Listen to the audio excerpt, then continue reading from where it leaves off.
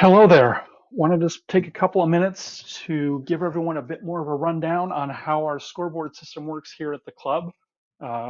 We do have an electronic system, as you may have seen around prior to today. So just wanted to spend a couple minutes making sure everybody was aware of all the features and the things that the system is capable of doing. So wanted to just provide that here in a short video showing you how things work. Now, with not quite the real world here, but hopefully this is a solid simulation to where you'll be able to get a better understanding of how things work and what all we make available for as as a part of this system. So first thing we'll talk about real quick, we do have the scoreboard here in the background and the score control kind of docked off to our right here in the current view.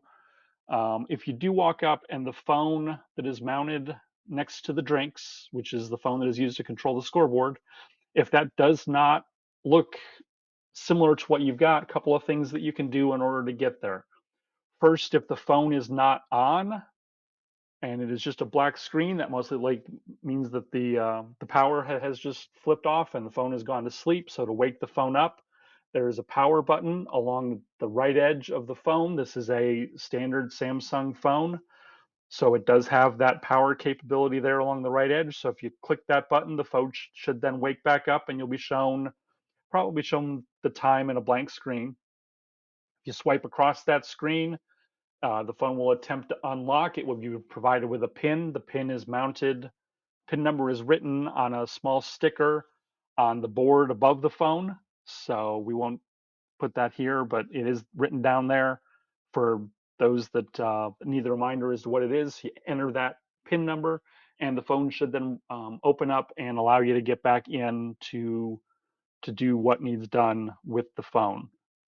At that point, you'll probably see one of two things. Either A, you will see the score control if the phone is going to remember the fact that score control was up earlier, or if the phone is completely gone back to sleep, you may see the home screen. Now, there is only one icon available on the home screen. That is for the scoreboard control. So if you click on that icon, you'll be able to come back up and see score control again in order to proceed with your game prior to getting going. So once you get kind of to here and you're at score control, now in this particular case, teams Davis and Smith did not complete their game. They did not click final at the end of their game. So you need to do that in order to be able to start your game. We do need to end the previous game.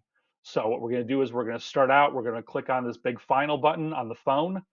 Click on that button. It will then prompt you as to whether or not you want to end the game. This is just because this is the kind of thing that you can't undo. So we do want to make sure that you're done and ready to end. So when you're prompted, are you sure that you want to end the game? Go ahead and click OK. That will then put the final indicator there, and then none of the score controls work while it's in a final state. So you do need to do that prior to getting going. If the people before you did end their game, then you will walk up and you will see this, and at that point you then just need to start a new game. So again, you click on the big new button in the middle of the screen. That's going to pull up the screen here real quick, where you get the opportunity to enter in what you want to enter. So in this case, we're going to go with Jones and Smith will play again. So Jones and Smith are playing. Jones with the blue stones. Smith again has taken red. So you can enter team names. Team names are not required. It's just nice for those that may be watching at home or watching from the warm room to know which team is playing which set of stones while they are watching your game unfold. Next thing that you need to indicate is which team will start with the hammer. We do have along the left edge the LSFE is last shot first end. That is an indicator of which team had the hammer to start the game. You do this by clicking on the little hammer buttons next to the names. So depending on which team had the hammer, you will click on the appropriate icon. In this case, Team Smith has the hammer, so we will leave the red hammer checked in order to indicate Smith had the hammer. Last thing you need to do is indicate whether or not you're playing doubles or you are playing a full team game. In general, there's not a lot that is different. The two rules as far as scoring that we do need to keep track of is the fact that the blank end does change the hammer, which has more to do again with the warm room and the streaming, which will indicate which team has the hammer um, flipping back and forth as the game progresses, and then the use of power plays. We'll get back into that closer to the end of the video. We'll start out with a standard team game, and then we will circle back to doubles at the end to make sure that a couple of those differences are more obvious. So we have everything set up here. We've picked our team game, picked our hammer, and we are ready to go. So then we click new game. At that point, the previous game will go away, and you are here looking at your game in order to go. And so you can go ahead and start playing. So we get to the end of the first end, and at the end of the first end, red has scored 2 points. So in that case, you would come back over to the phone, you would click on the very large red area in the upper right of the phone, you click on red, and then you click the number of points that they had. Now, because this is a full 4-person team game, we do have 8 possibilities. In the case of doubles, that'll be 6 later. Again, we will show you that later. So in this case, red went ahead and converted and got their 2 points. You click on the 2, and the scoreboard will automatically hang 2 points in the first end for you. And then you continue to move on after that. So after that, blue will get their 2, red will get forced to 1, and then red will steal 1, except red didn't steal 1 in the fourth. That's actually a mistake. So we want to go ahead and take that number back off the board. So in order to do that, we're going to click on the undo button. When we click undo, it will ask us, are we sure that we want to remove the last end? And we can say, okay.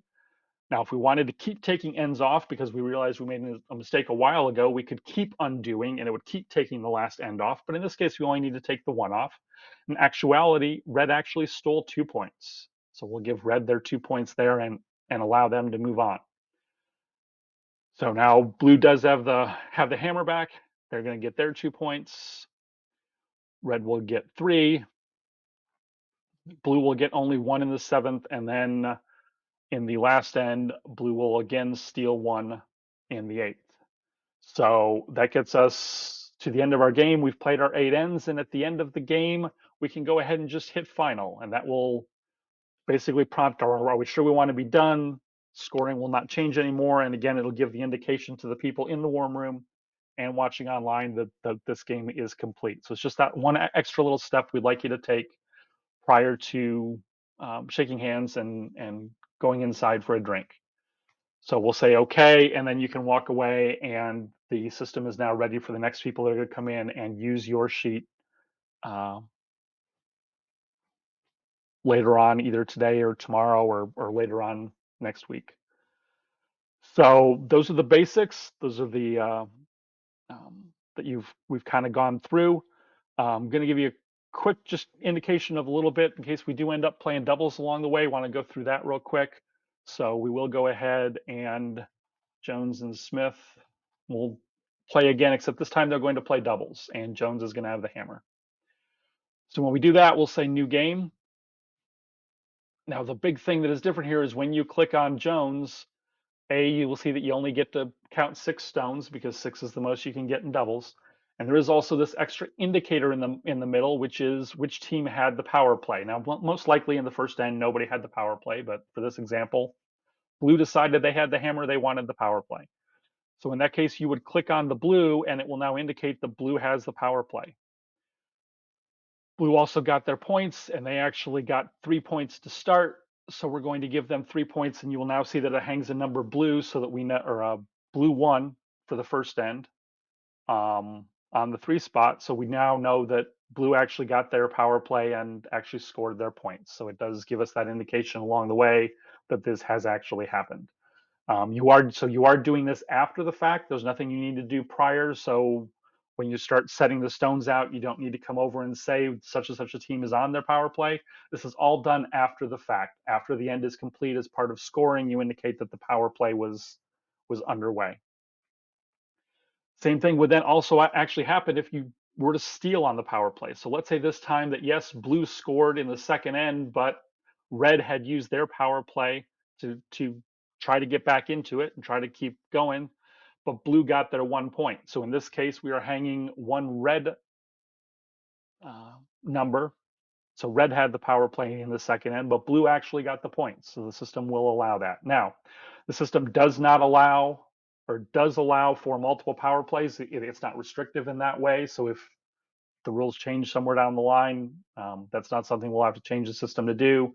But it is also something that you need to keep a kind of track of on your own, as it's not going to prevent you from having power plays every end. So that is something we may look at in the future. But for now, this is the way that things operate to provide the most flexibility as we can. Last thing we'll talk about is the blank end. I didn't show it in the 4-person game, but we'll do it real quick here in the 2-person game. If you are to blank an end, all you have to do is hit blank, and then the end moves on. There is no indicator on the scoreboard that there has been a blank end, but there is on score control. There is in the warm room and on the live stream. It'll switch and say that you're in the 4th end. And the hammer will move accordingly, because the hammer does switch on a blank end in doubles. And the team game it would not. So you would just hit blank and then move on, and you would notice that it does say end number 4 down at the bottom of score control. So then if after that red were to then get their 2 points, you would see a 4, and just the absence of a 3 on the scoreboard would be the indicator that there's been an extra, that there's been a blank end in the middle. So that is what we have for you today. Hopefully we've covered most of the features of the system and giving you a better understanding of what does or doesn't exist. Feel free to ask any questions if you have them, and we'll keep making improvements and changes as we need to, moving down the line. So thank you very much and appreciate your time.